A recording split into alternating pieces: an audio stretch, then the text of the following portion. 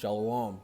I'd like to start out by giving all glory, praise, and honor to Yahweh Bahasham, Yahweh Shai, Bahasham, Rakakadash.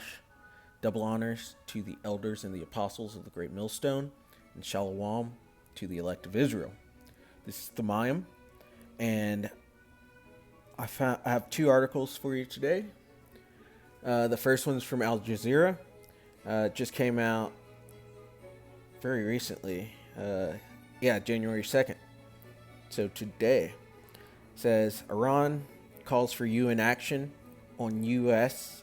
over killing of Qasem Soleimani. And Iran has called on the United Nations to take formal action against the United States for the assassination of its top general 2 years ago, which time flew by. I can't believe that was 2 years ago. It says Iran says Qasem Soleimani, the then commander of the elite Quds force of the Islamic Revolutionary Guard Corps, was in Iraq's capital Baghdad on a diplomatic mission when his convoy was destroyed by missiles fired from a U.S. drone. And I'm sure everyone remembers what happened. And those Iranians, they have not forgotten what happened at all. And then this one is speaking of the Iraqis, and this is from Zero Hedge, and it came out yesterday, Saturday the 1st. Iraqis threatened to burn down embassy of the Great Devil to mark Soleimani anniversary. Just days ahead of the second anniversary of the killing of Iran's IRGC Quds Force commander Qasem Soleimani, pro-Iran factions in Iraq held a mass demonstration just outside Baghdad's Green Zone, where the American and other international embassies are located. The protesters were filmed burning and destroying a large mock U.S. embassy in what appears a threat and possible warning of what's to come. Iranian state media featured and spread the footage describing the burning of the embassy model as part of the events commemorating the anniversary of the U.S. assassination of General Soleimani. And there's some pictures of them all together protesting. And this quote down here, it says, Iranian media quoted one protester at Friday's events outside the Green Zone as saying, "Today we are remembering the day the evil embassy, that being Babylon, entered Iraq. The embassy of the Great Devil." And I thought that was something to keep in mind, the Great Devil, because they're right on that. The American embassy that never brings good things to any country, that brought harm to the Iraqi people. Today, the Iraqis also mourn Qasem Soleimani and the heroic martyr Abu Mahdi al-Muhandis. And there's more of them. They're upset with Babylon right now. And they should be. Because as they said, they don't bring anything good. Revelation 20:1. And I saw an angel come down from heaven, having the key of the bottomless pit and a great chain in his hand. And that bottomless pit being Europe. And that great chain was to signify Esau being just not being able to do anything, not being able to deceive the nations as he usually does. Verse 2, and he laid hold on the dragon, that old serpent, which is the devil and Satan, and bound him 1,000 years. And during the so-called Dark Ages, Esau was bound, and he had no power, he had no might to push his wickedness. Verse 3, and cast him into the bottomless pit, and shut him up, and set a seal upon him, that he should deceive the nations no more, till the 1,000 years should be fulfilled. And after that, he must be loosed a little season.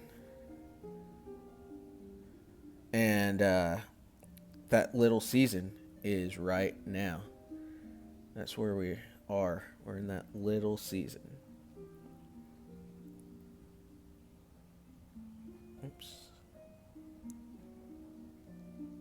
Go to John 10 and 10. The thief cometh not, but for to steal, and to kill, and to destroy. That thief being the Idumeans, the Edomites, the Babylonians, who are the so-called Caucasians.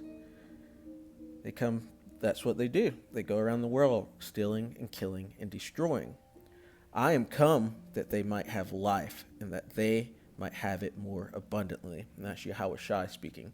It's all in red. And the Ishmaelites over there, the Iraqis and the Iranians,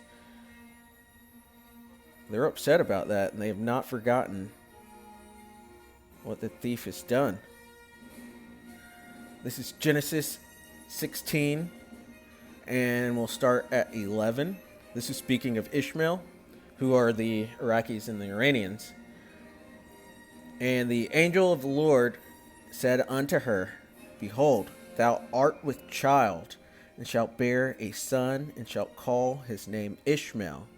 And those are the Middle Easterners, as you could say, that are over there, or the Arabians, you could call them. And I believe Arabian means mixed. Could be wrong on that. But because the Lord, Yahweh, hath heard thy affliction. Verse 12. And he will be a wild man. His hand will be against every man, and every man's hand against him. And he shall dwell in the presence of all his brethren. And they're right in the center of the world. Right in between everyone. Go to... But wild men. That was the point in that. Because they're going to get down in this coming great war. This is 2nd Esdras, chapter 15, verse 20. Behold, saith the Most High, I will call together all the kings of the earth to reverence me, which are from the rising of the sun, from the south, from the east, and Libanus, to turn themselves one against another, and repay the things that they have done to them, like as they do yet this day unto my chosen, who are his chosen, the elect of Israel. So will I do also, and recompense in their bosom, thus saith the Lord power. Skip down to 28. Behold, a horrible vision, and the appearance thereof from the east. And Ishmael's in the east. He's in the so-called Middle East. Verse 29. Where the nations of the dragons of Arabia shall come out with many chariots, and the multitude of them shall be carried as the wind upon earth, that all they which hear them may fear and tremble. And you're seeing a conglomeration between Iraq and Iran. And they're coming together, and Lord willing, they don't forget about Solemani and start to raise a little bit of hell. I'm going to read that one more time. Lost my spot. Verse 29. Where the nations of the dragons of Arabia shall come out with many chariots, and the multitude of them shall be carried as the wind upon earth, that all they which hear them may fear and tremble.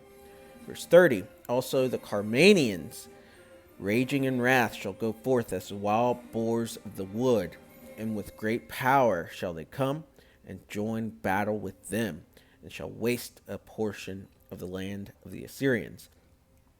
And verse 31, and then shall the dragons have the upper hand, remembering their nature, and that nature is to be a wild man. And if they shall turn themselves, conspiring together in great power to persecute them. And we're seeing the beginning stages of that. Lord willing, this is. because they're upset about the murder of Solemani, and they hopefully they won't forget.